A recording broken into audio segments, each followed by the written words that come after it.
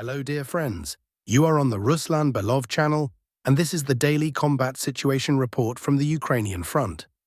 Well, President Trump apparently has very poor control over his emotions, because when you read his social media posts, no other conclusion can be drawn. They contradict each other. One moment he promises to blow everything to hell, the next he says he will close a deal today, that is, on Monday. Then there was this pilot rescue operation. The United States lost 3 aircraft and 1 helicopter in the process, and yet they are saying no casualties. A photo of a human skull inside a cargo aircraft has already appeared on the internet. No casualties, says Trump. Sure, so who is the person who burned in that helicopter? Combat operations on the Ukrainian front continue, and we continue to study the situation on the main front. So friends, April continues to please us with good advances. Recently we discussed an advance of 6 kilometers, and now there is an even larger scale advance. And where did it occur? It occurred in the same area as the previous one, in the zone of responsibility of the Vostok grouping. The troops there simply advanced along a very wide front. Here, take a look. The advance runs from the sector south of Verkhnaya Tersa to the sector southwest of Mirnoy. The width of the advance sector, so you understand, is more than 13 kilometers, nearly 14 kilometers. Yes, the depth varies, but the overall depth of the advance is also quite respectable. North of Gulyai-Polskoye, the depth of the advance is 3 kilometers. In the area of Gulyai-Polskoye itself, the troops advanced slightly more than 2 kilometers in depth and have come right up to the eastern outskirts of Gulyai-Polskoye. Moreover, yesterday there were reports of fighting already inside the settlement, that is, in Gulyai-Polskoye itself. Nothing has been marked on the map yet, but given that we are standing on the outskirts, there is nothing extraordinary about that. Most likely there are 2 possibilities. Either reconnaissance and sabotage groups are probing the defenses, or assault groups may already be entering the village, and combat operations are underway. In the coming days, the situation there should become clearer. And south of Gulyai-Polskoye, the troops advanced 3.5 kilometers in depth, reaching the road leading to Gulyai-Polskoye from the south. In addition, the zone of control has been expanded and the line of contact pushed westward away from the outskirts of Mirnoy. There are now approximately 2.5 kilometers remaining to the eastern outskirts of Chervonoye. All in all, a very good advance across a sector with an area, so you understand, of 27 square kilometers, even slightly more. And what is important? The Vostok grouping is achieving this advance despite the unrelenting pressure from the armed forces of Ukraine to the north in the Dnipropetrovsk Oblast. Yes, the pressure there is currently not as intense as it was in February or March, but it continues nevertheless. For example, over the past 24 hours, the armed forces of Ukraine lost 2 tanks, 4 armored fighting vehicles, and 10 vehicles on this sector. So they have not completely exhausted themselves and continue to push. However, whereas in March they almost managed to halt the Vostok grouping and advances throughout the entire month were minimal. You probably know that over the entire month the Vostok grouping took approximately 30 square kilometers. Now in just 5 days of April, more has already been taken. So now, as you can see, Russian forces have advanced with impressive numbers twice already in April.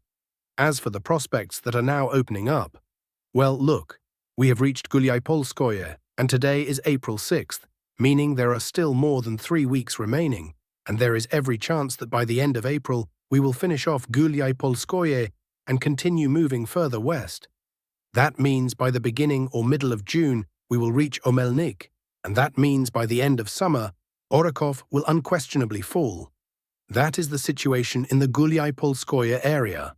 If we look slightly further north, fighting continues on the powerful defensive line running through Verkhnaya Tersa and Vostto. This is one of the main objectives for April, to break through this defensive line. And I can tell you there is progress. Although it has not yet been marked on the map, Russian troops have already entered both Vostto and Verkhnaya Tersa. They have consolidated in both locations, and fighting is already taking place inside the settlements. If this defensive line can be fully broken through during April, then by the beginning of June the Russian army will be standing somewhere on the approaches to Nikolskoye. Video materials have arrived from the settlement of Boykovo, footage came from this location. What Russian sources are writing, and I remind you, this is from Russian, not Ukrainian sources, is active combat operations in the Gulyapol area, an armed forces of Ukraine infantry unit attack in Boykovo, an assault on Russian armed forces positions within a residential area. In the southern part of the settlement, the armed forces of Ukraine raised the Ukrainian flag. Earlier, video material had also come from this location, where Russian troops raised a flag in this settlement and took it under full control. The armed forces of Ukraine have now counterattacked, and at this moment, the greater part of Boykovo, and possibly the entire settlement, is under the control of the armed forces of Ukraine.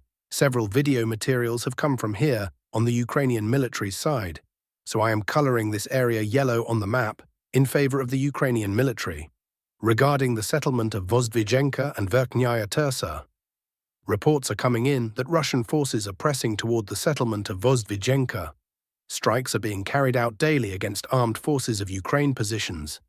There are also strikes on armed forces of Ukraine positions in Verkhnyaya Tersa, and some sources are already saying that Russian forces are expanding their zone of control to the south of the settlement of Verkhnyaya Tersa and increasing their zone of control to the north of the settlement of Gorkoye. Moving in this direction, and possibly here too, within the next week, we will see consolidation in the settlement of Verkhnyaya Tersa. For now, at the time of recording this video, there are no changes here. The armed forces of Ukraine also have advances in the vicinity of the settlement of Andreevka-Klevtsovo and inside the settlement itself. There is no confirming information yet, only news from this location for now. However, there is confirming information from the settlements of Berezovoye and Ternovoye. Video material from this location was received today. What is being written? Positional combat operations in the Dnipropetrovsk security zone, a forward position of the Russian armed forces in the residential area of Berezovoye, came under fire from the armed forces of Ukraine. The Russian armed forces advanced 500 meters inside the settlement and restored positions in the eastern part of the settlement. I remind you that previously the Russian positions were at this point where back-and-forth fighting was taking place between Ukrainian and Russian forces. Video material was also received from this point. This is where the forward positions of the armed forces of Ukraine were located, and we had colored Berezovoye entirely in favor of the Ukrainian army. Russian forces are now reclaiming those previously lost territories and bringing them back under their control. Video material also arrived from this location, from the settlement of Ternovoye. Positional combat operations in the Dnipropetrovsk security zone. The Russian armed forces advanced 400 meters in Ternovoye and occupied new positions in the central part of the settlement. A forward position of the Russian armed forces in a residential area came under fire from the armed forces of Ukraine. Video material has repeatedly come from here, both from this point and from the southern part, where Russian forward positions were located. And today another video came from this point, so there is an advance by Russian forces here, and apparently Ternovoye is already under the full control of the Russian military. From the Pokrovsk direction, only news and reports are coming in today. As you know, there were earlier reports that Ukrainian forces were counterattacking toward the settlement of Udaknoye and toward the settlement of Kotlino from the direction of the settlement of Sergeyevka. And today reports are coming in that Russian forces are now pressing toward the settlement of Sergeyevka and are having some minor success in this direction. There were also earlier reports that Ukrainian forces suffered serious losses during these counterattacks. Video material came from this location and also from this location, as we discussed earlier, where the armed forces of Ukraine were attempting to counterattack toward the settlement of Pokrovsk and also toward Grishino. And today reports are coming in that Ukrainian forces are not giving up their attempts to push through the Russian armed forces' defenses in Grishino, but Russian forces are repelling these counterattacks and pressing toward Vasilyevka and Novoalexandrovka. The armed forces of Ukraine also attempted to counterattack toward the settlement of Rodinskoye. I remind you that the latest reports indicated that Russian forces are currently assaulting a mine located in this sector of the line of contact. No changes were reported today in this area, but news of this nature continues to come in. Let us move on to the Dobropol salient. From the Dobropol direction, reports are coming in that Russian forces are striking Dobropol. Active use of first-person view drones and artillery. Reports are coming in that Russian forces have had significant success in the area of the settlement of Belitskoye. I remind you that an assault on this settlement is currently underway. The Russian forward positions were at this point here, here, and here. These were confirmed positions based on the latest video material from this settlement. Today it is being reported that there is significant success here. Some sources are coloring half of the settlement, but there is no confirming information yet, so I have no changes to the map here. Reports are also coming in that Russian forces are expanding their zone of control and increasing their presence in the vicinity of the settlement of Novi Donbas. Video material has been received from here on multiple occasions. The last footage came from this point and also from this point, and the greater part of Novi Donbas had passed under Russian control and was under the control of the Russian military, after which not much news came from here. Today reports are coming in about the expansion of the zone of control in the vicinity of this settlement. The same applies to Novopavlovka, Pavlovka, and Toretskoye. Reports are also coming in from these locations that Russian forces are expanding their zone of control in the vicinity of all three settlements, but there are no changes yet. As for other advances on the front over the past 24 hours, there was actually no particular news. There was news from only one sector, Kharkiv Oblast, the Kupiansk direction, and not from the city itself, but from Golubovka, which is located north of Kupiansk.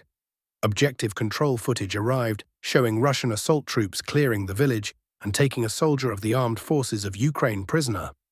Consequently, Golubovka is once again passing under full and stable Russian control, which had been lost back in December and January. Now, of course, one would like to see the clearance of this mess, since armed forces of Ukraine troops are dug into this fortified position.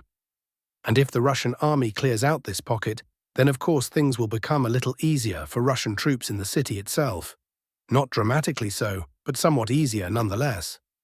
Overall, when speaking about the general state of the front, it is too early to talk about an intensification. In my view, that is not yet the case.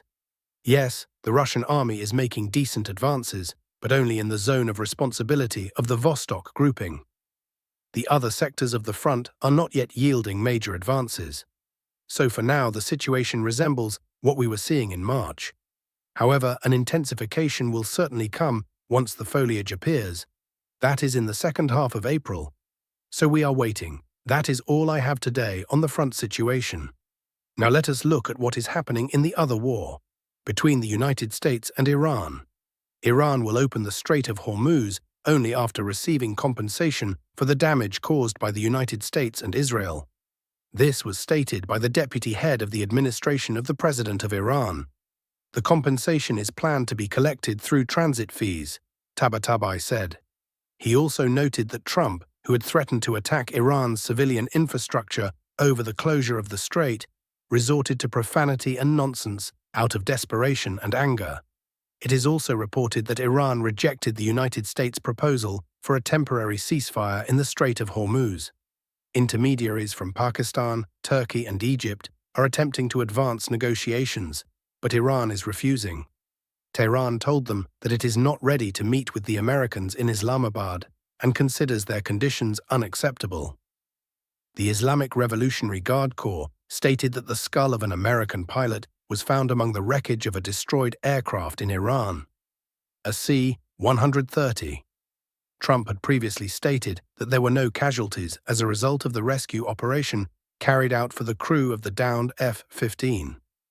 Iran struck a major industrial zone in Israel. Strikes were carried out on Neot Hovav in southern Israel. The moment of Iranian missile impacts was captured on camera. Iran denies the success of the United States' evacuation of the downed pilot. Iranian state media claim that the operation to rescue the F-15 pilots failed and that the transport aircraft were destroyed not by the Americans themselves, but by the Iranians.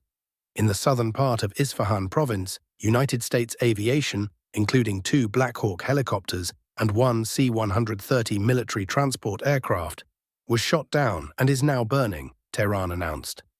The United States had previously stated that it successfully rescued the second pilot and that there were no fatalities during the operation. New footage has appeared showing a graveyard of American aviation equipment. Iran struck an oil field in southern Iraq. Approximately 6 drones were fired at the Al-Bazarkan field in Maysan province. The strikes targeted facilities operated by foreign companies. Footage has appeared of a drone manufacturing plant in Tel Aviv destroyed after an Iranian missile strike. The production equipment has been destroyed. Iran also struck facilities of an energy company in Bahrain. One of the fuel storage tanks was hit, causing a large-scale fire. This is a key energy facility of the country through which oil and gas production is controlled and through which the main export of petroleum products passes. A United States strike on a bridge in Iran near the city of Karaj was captured on video. The bridge under construction was intended to ease traffic into the Iranian capital. Its length is more than 1 kilometer and its height is approximately 136 meters. According to Iranian media, 8 people were killed and approximately 100 were wounded. There were many casualties because families with children had gathered at the river beneath the bridge at that time for a picnic to celebrate Nature Day. And Trump, in a hysterical outburst, is using profanity to demand that the Strait of Hormuz be opened, otherwise threatening to blow up all of Iran's bridges and power stations. On Tuesday in Iran, it will simultaneously be Power Plant Day and Bridge Day. Nothing like it will happen. Open the strait, you crazy people, or you will live in hell. Just watch. He wrote this with profanities, which we have of course omitted.